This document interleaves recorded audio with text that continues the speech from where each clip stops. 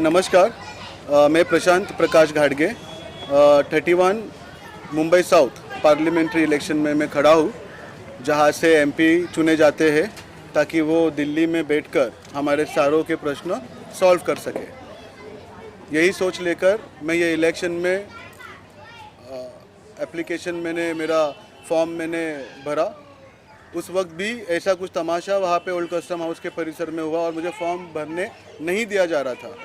वो भी आप लोगों ने उस टाइम पे वो महसूस किया होगा। ये इसके बावजूद जब भी इलेक्शन डेट रिटर्न फॉर्म का जो आया 6 तारीख को 3 बजे तक फॉर्म रिटर्न लेना था और 4 बजे का उसका आचार संहिता का बारे में बताने का आरओ और सब बड़े बड़े ऑफिसर्स एंड कलेक्टर्स वहाँ पे आए थे और 3 बजे चिन्ह वाटप और कौन सा चिन्ह है उसका डिस्ट्रीब्यूशन था, जो मेरे लिए बहुत इम्पोर्टेंट था। चिन्ह कोई भी हो, हमें 3 चिन्ह देने का उन्होंने बोला था और उसमें से जो भी है गवर्नमेंट डिसाइड करके देगी। पर वो उस टाइम पे उस प्रक्रिया में मुझे वहाँ पे जाना था और उस टाइम पे यामिनी जाधव उनके पोस्ट होल्डर विभाग प्रमुख है, वो उनके माध्यम से मेरे को इन्होंने शिवसेना शिंदेगढ़ इनके सचिव मेरी पार्टी सेक्रेटरी इनसे इन्होंने मेरी फ़ोन पे कन्वर्सेशन किया और वहाँ पे इन्होंने मुझे ख़रीदने के लिए हम पैसे देने की बात की। सेकंड, तुम हारने वाले हो, ऐसी बात की। तुम जीत के क्या करोगे, उससे अच्छा तुम हमें सपोर्ट करो। प्लस वो जो जीता जो खड़ा है वो जात का अपने जात का बंदा नहीं है और जात का है, तुम हमारे जात के हो और इसीलिए खड़े रहो।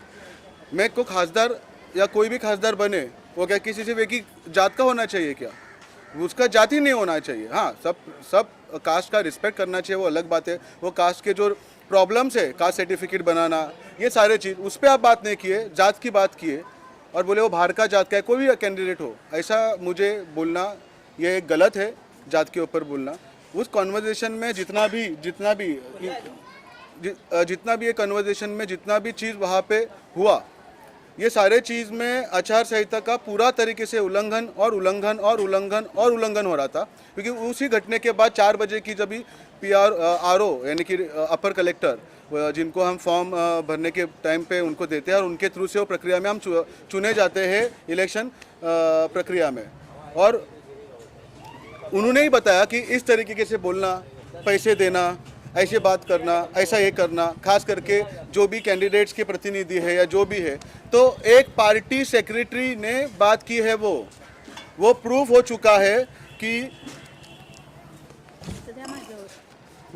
चुका कि वो पार्टी सेक्रेटरी है। उसके हिसाब से, उसके बायलॉज के हिसाब से, उसके एबी फॉर्म के हिसाब से जब भी उनको हमें 10 प्रतिनिधि देनी चाहते, 10 प्रतिनिधि हमें देना होता है और एक पार्टी वाले को एक ही प्रतिनिधि चलता है।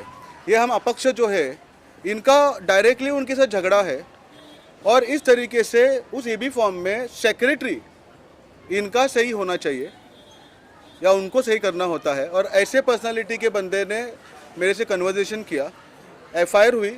उस कन्वर्सेशन का मैसेज बहुत लोगों को गया, पूरे महाराष्ट्र भर ने ये ऑडियो वो देखा।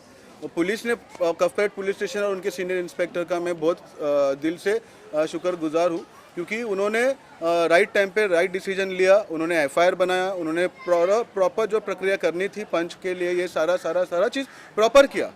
वो एक दिन में हो गया। उसके बाद एफआईआर आ गया, उसके बाद अरेस्ट अभी तक नहीं हुआ है। बेलेबल ऑफेंस है, मैं मानता हूँ, पर कायदा एंड लॉ एक रास्ते पे रहने वाला जो भी एक गरीब बंदा है उसके लिए भी सेम है।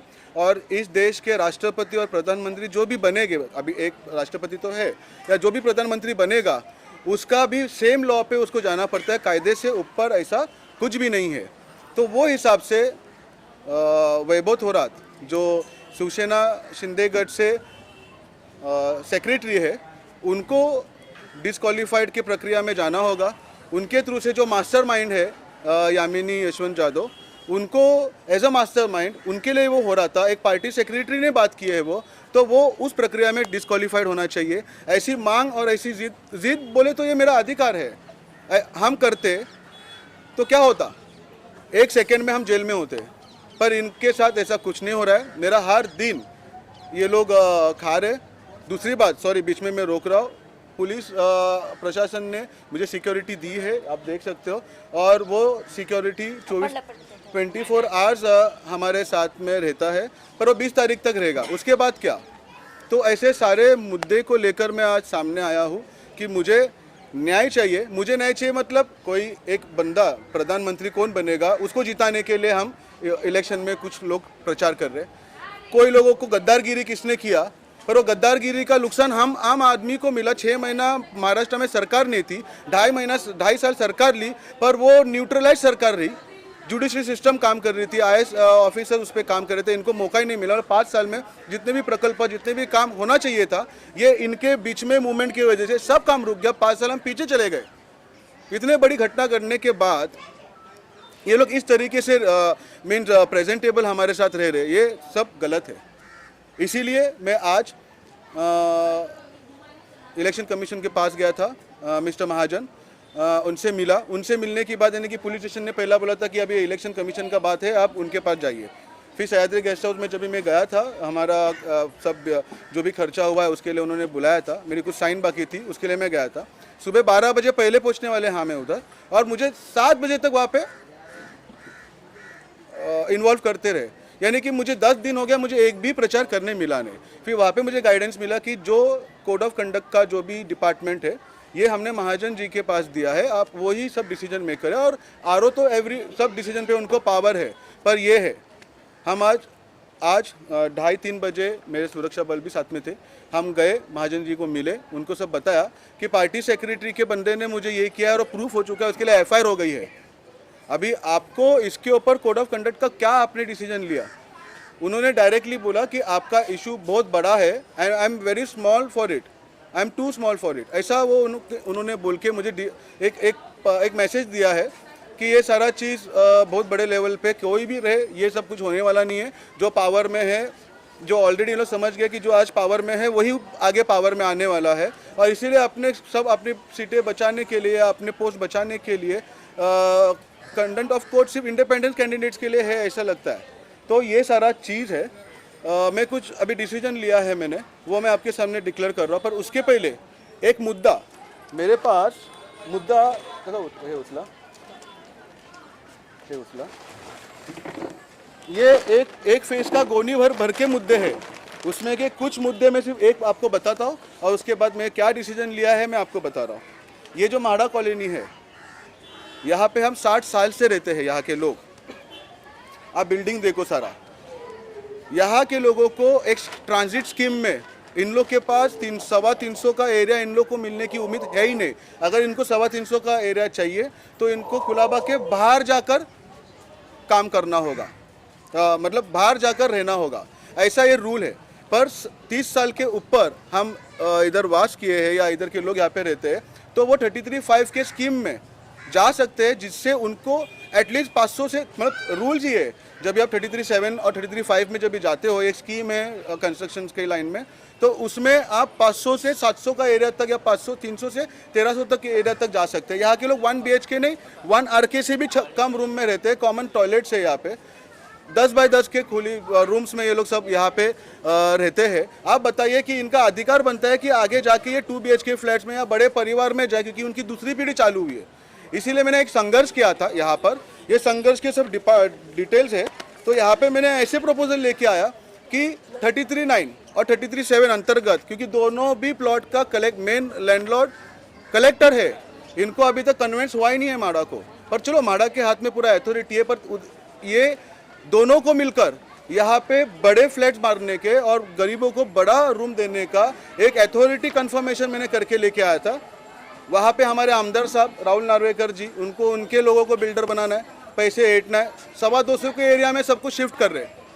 आचार संहिता के इसमें संडे के दिन इन्होंने प्रेशराइज करके माड़ा के अधिकारियों से ये लोगों ने नोटिस भेजवा, सभी पब्लिक को गुमराह कर दिया। कैबिने यहाँ पे लॉटरी पे बटी गई, कैबिने सेटिंग करके ये लोगों ने पूरा प्रोसीजर किया और इनका मिसअंडरस्टैंडिंग क्रिएट करके 225 के ट्रांजिट कैंप में इन लोगों ने इनको शिफ्ट किया। मतलब अभी और 25 साल रुकना पड़ेगा 3324 के लिए, ताकि हम एक नया 600-700 का एरिया के लिए जाए, जो हमें अभी अधिकार है। ये इन्होंने मार दिया। संडे के दिन इन्होंने प्रचार किया, नोटिस बांटे, और मंडे के दिन घाई में 11 जन को ये लोगों ने चाबियाँ बांटे। और प्रश्न है 250 लोगों का, 250 लोगों को मिसअंडरस्टैंडिंग करके इन्होंने 225 का फ्लैट किस तरीके से दिया? बाकायदे इनको 500 का अधिकार है। ऐसे बहुत सारे प्रश्न मेरे पास है। दूसरा, इन्होंने बोला पॉलिसी नहीं बन सकती है, पॉलिसी नहीं हो सकती है, क्योंकि ऐसा होता नहीं है, हम लॉ के बगैर बाहर जा नहीं सकते। ठीक है, ये एबीएल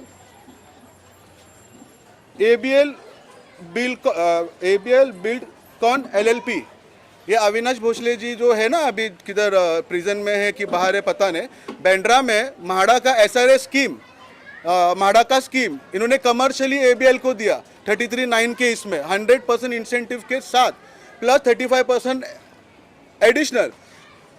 बीकेसी में म्हाडा जैसा यही जो कंडीशन है यहाँ की, वही कंडीशन वहाँ पे भी है। तो ये एलओआई कैसा पास हो गया?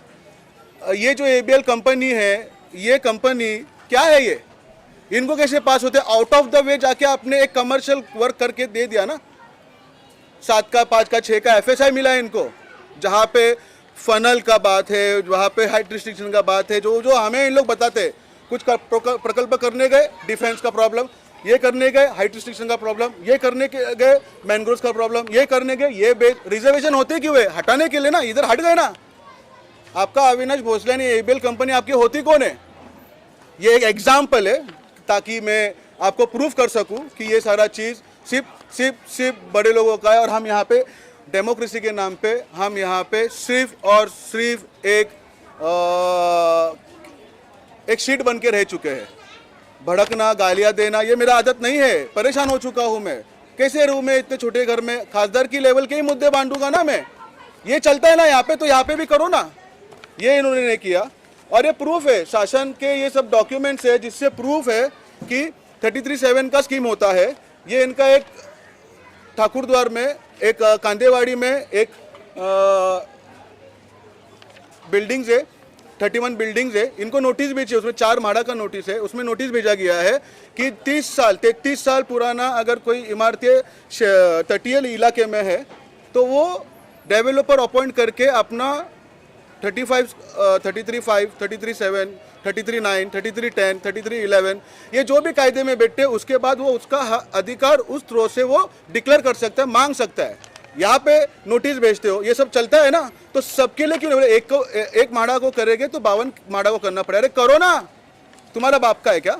हमारे बाप का है ना, हमारे लिए बना है ना गवर्नमेंट एंड हाउसिंग डिपार्टमेंट, तो हमको दो ना। हमें क्यों ऐसा गंदगी में ठहरा जा mean why we are staying here without any reason? We are treating like we are shit or dog or I don't know, हम कौन है? इसके बाद ये सारा मुद्दा था, बहुत सारे मुद्दे एक एक खोल दूंगा ना तो प्रॉब्लम हो जाएगा।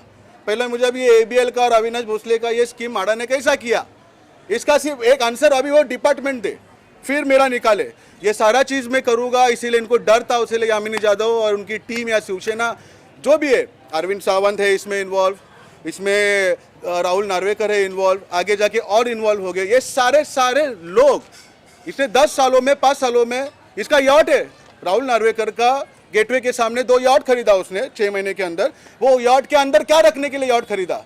इनके सारे काले कमाई के जितने भी होते हैं ना डॉक्यूमेंट्स, वो सारे लोग यॉट में भरते। जाओ ईडी को बोलो यॉट सबके चेक करे। अगर सबके अगर चिट्टे नहीं खुल गए, लोग बैंक में नहीं रखते, स्विस बैंक नहीं है, ये यॉट इनकी बैंक है, खरीदते और यॉट के अंदर डॉक्यूमेंट्स रखते, यॉट के अंदर पैसा रखते, सेफ रहता है। क्योंकि अगर हम नॉटिकल माइल्स में, अगर हम पाकिस्तान में हमारा अगर यॉट होता है तो इंडिया या इंडिया के डिपार्टमेंट वो यॉट के ऊपर कार्रवाई नहीं कर सकते, वो डॉक्यूमेंट्स पे कार्रवाई नहीं कर सकते। तो वो कंट्री के लोगों को परमिशन लेना होता है और तब वो डॉक्यूमेंट को रिवील करना होता है। कैसा करेंगे? There no all the policy. हमने इनको इंटरनेशनल लेवल पे लिखे गए, तो उनको पैसे कैसे छुपाने? पानी में समुंदर इनका बैंक है। ये सारे यॉट अपने अपने कंट्रीज में रखते हैं जहाँ पे इनका माइग्रेशन या पॉलिसी बन गया है, और वहाँ पे सारे काले पैसे के सारे डॉक्यूमेंट्स है। और ईडी बीडी का नाम लेके बंगले पे छापामारी कर रहे हैं, हमें फंसा रहे। दे ऑल आर वन, ये सब फंसा रहे हमें। जाओ ना, मुझ जैसे कॉमन मैन को पता है कि यॉट के अंदर इन लोग डॉक्यूमेंट्स रखते हैं, पुलिस को नहीं पता रहेगा, ब्यूरो किसी को नहीं पता रहेगा। अरे यार, गलत है ये। आज ये इलेक्शन में खड़े रहने के बाद आई गेट सम एक्सपीरियंस, और मुझे लगता है कि इंडिपेंडेंट कैंडिडेट या कोई भी कैंडिडेट हो, ये जो भाजपा सरकार बोलो, शिवसेना सरकार बोलो, जितने भी आज तक सरकार में आए हैं, सरकार से गए, सभी के मैं किसी के साइड का नहीं, किसी का मैं नहीं हूँ। मैं सिर्फ मेरे वर्क और मेरे काम और मेरा जो पैशन है कुछ करने का, उसके लिए मैं हूँ। मुझे सिर्फ इतना ही बोलना है, मुझे ज़्यादा चिट्ठी निकालना नहीं है। मैं अभी मेरे साथ हुआ उस पर आता हूँ, नहीं उस पर आता हूँ। वो तेलगी का तो ऑफिस तो कर ही रहा है। हेरिटेज डिपार्टमेंट में उसको ऑफिस खोलने का परमिशन कैसे दिया? ये कैसा एसेट में लिखा उन्होंने एक हेरिटेज बिल्डिंग को ऑफिस किया है, जहाँ पे स्कैम हुए, जहाँ पे करोड़ों रुपए के स्टैम्प पेपर रखा गया था, वो कैसे क्या उधर वो ऑफिस बन गया? वो तो छोड़ो, मुझे ठकाया इन्होंने लेटर पे लेटर, और अभी बिंदास बोल दे कि your issue is very big and I am too small for it. तो ठीक है, अभी ख़त्म हो गया। मुझे वही बोलना है, मैं हार गया हूँ। मेरे को नहीं पता मैं जीतूंगा हारूंगा, मैं उस पर था ही नहीं। विचारों से मैं जीता हूँ। बहुत सारा प्रतिसाद मेरे लोगों ने, मेरे वार्ड के लोगों ने, Colaba constituency, Malabar Hill constituency, Byculla constituency, Sewri constituency, Worli constituency, ये जितने भी कॉन्स्टिट्यूंसी आज, मलबार हिल कॉन्स्टिट्यूंसी, मुंबा देवी कॉन्स्टिट्यूंसी, ये 6 कॉन्स्टिट्यूंसी लोगों ने जो प्यार दिया है, यही मेरे को बहुत है। आपको वही लोग चाहिए जो आपको सताएंगे, जितने के बाद 2-2, 4-4 घंटा ऑफिस के बाहर रुकाएंगे, आपका ब्राइब ली जाएगी पर आपका काम नहीं होगा, क्योंकि सब काम इनके लिए बने हैं। अभी उसका अलीबाग में कितने प्रॉपर्टी खरीदा राहुल नार्वेकर ने? 150 करोड़ का टैक्स भरा है यामिनी यादव ने, इसके पहले भरा नहीं। हम 1 लाख भी टैक्स नहीं भरते, हमारे पास प्रॉब्लम हो जाता है गवर्नमेंट से। 150 करोड़ का अगर इसको टैक्स भरना था तो उतनी थकबाकी अभी तक बनी कैसी? और इलेक्शन के मूवमेंट में क्यों भरा उसने? Because it was a stunt कि मेरे पास बहुत पैसा है, मेरे विरोध में जाओगे तो आप खत्म हो जाओगे। मैं 150 करोड़ का एक दिन में अगर टैक्स भर सकता हूँ तो आप समझो मैं क्या कर सकता हूँ। It was a openly media bureaucracy के सामने उन्होंने सबको डराया है कि हमारे पास बहुत पैसा है, वो मैसेज है। तो मैं यही समझता हूँ कि मुझे नहीं लगता ये जंग ये होगी। आज मैं आपको बता रहा हूँ कि मैं 17 तारीख से अमरण उपोषण के लिए जा रहा हूँ। मुझे मेरा 10 दिन खराब कर दे, मेरा प्रचार ही नहीं हो पाया, मेरा कुछ भी नहीं हो पाया। अभी भी पुलिस, कोर्ट, ये कचहरी ये कर रहा हूँ। अरे 10 दिन तो फेयर गेम खेलते यार, वो भी नहीं उन्होंने कर नहीं पाया। आई एम सॉरी सभी को, मैंने कुछ प्रयास किया था कुछ नया करने का, पर हो नहीं पाया। आई एम वेरी सॉरी। इनको वैसे भी मेरी सीट पीछे लेने का था ना। मैं आज डिक्लेयर करता हूँ, मैं सिस्टम, इलेक्शन सिस्टम, ये जो सिस्टम एज अ कैंडिडेट मैं हार चुका हूँ। ये इलेक्शन सिस्टम पावर्स को जिताने के लिए है। ये आचार संहिता ये सब फेक है, ईवीएम मशीन ये सब फेक है, कुछ नहीं है। डायरेक्ट सिस्टम ही है बिलोंग इसमें, और ये फेलियर ऑफ द सिस्टम है। मेरा विश्वास सिस्टम से उड़ गया है, ये इलेक्शन से मेरा सिस्टम उड़ गया है। ये एज अ कैंडिडेट मैं आज नहीं खड़ा रह रहा हूँ, मुझे काम करने का मौका भी नहीं मिलेगा। मैंने ये रख दिया, और मैं डिसरिस्पेक्ट नहीं है, ये सिर्फ नॉर्मल है, ये कुछ नहीं है। यहाँ पे सिर्फ ये नेताओं के बच्चे लोग ही बड़े बनेंगे, नेता बनेंगे और शिट कर देंगे इसको, कुछ नहीं होगा ये यहाँ पे। तो 17 तारीख से मैं अमरण उपोषण पे रह रहा हूँ, क्योंकि मुझे खरीदने की बात की है। जब तक वो पार्टी का मेंबर वो और पार्टी एंड कैंडिडेट डिस्क्वालीफाइड नहीं होते, तब तक का मैं अमरण उपोषण, खाना पीना मैं सब छोड़ रहा हूँ। हॉस्पिटल पहुँचूँ या कब्र में जाओ, मुझे कोई प्रॉब्लम नहीं है, पर मैं अभी ये जिद छोड़ने वाला हूँ। यही मुझे बताना था, क्योंकि उन्होंने बोला कि कोर्ट के बाद, इलेक्शन के बाद आप कोर्ट में जाओ, वहाँ पे रिट पिटीशन फाइल करो, ये प्रूफ दो, and she will get disqualified. Who means a second number will be get a chance. मतलब ये दोनों में गेम खेलेंगे, शिवसेना हारेगी और शिवसेना जीतेगी। इधर सत्ते में शिवसेना भी है, इधर भी है, दोनों में अलग अलग नहीं है, दोनों में भी है। मीन्स सब गेम दो क्या और हमें बकरा बनाने का काम कर रहे। तो ये सब मुझे दिखाता है। 20 तारीख के बाद सिक्योरिटी हट जाएगी, सब हट जाएगा, मेरे को परेशानी होगी, तब परेशानी होनी है, होने दो, पर आज वो परेशानी का मेरे को जवाब चाहिए। 17 तारीख से मैं अमरण उपोषण पे जा रहा हूँ। ये सब फेंकुंड आ जाते, मैंने मेरा प्रचार आज से बंद कर दिया। धन्यवाद। 17 तारीख को मिलते हैं आज़ाद मैदान में, यही बोलना है। जय हिंद, जय भीम, जय महाराष्ट्र। Thank you. ये रहने तो अभी मुद्दे छोड़ो, हो गया। Thank you.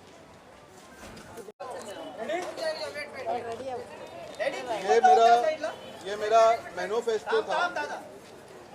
ये मेरा मैनिफेस्टो था। 10 दिन तक मेरा एक भी प्रचार नहीं हुआ है। आज सोचा था कि कल से मैं प्रचार करूंगा, तो सारी प्रक्रिया सामने रखकर, इसमें सारे मुद्दे 20 से 25 मुद्दे थे। अभी एयर कंडीशन को कोई मत करो, मत, मैं नहीं खड़ा हूँ। 10 नंबर का बटन कोई मत डालो, ये मुद्दे में मेरे कुछ काम के नहीं है। गद्दारों को सजा देने के लिए आप इलेक्शन में वोट डालो, मोदी जी को जिताने के लिए आप इलेक्शन में वोट डालो, सबको जिताने के लिए वोट डालो। हमारा भविष्य गटर में ही रहेगा, ताकि मुद्दे खत्म हो जाएंगे तो आप मांगने को आएंगे क्या? मैं ये मेरे मुद्दे छोड़ दे रहा हूँ, खत्म हो गए।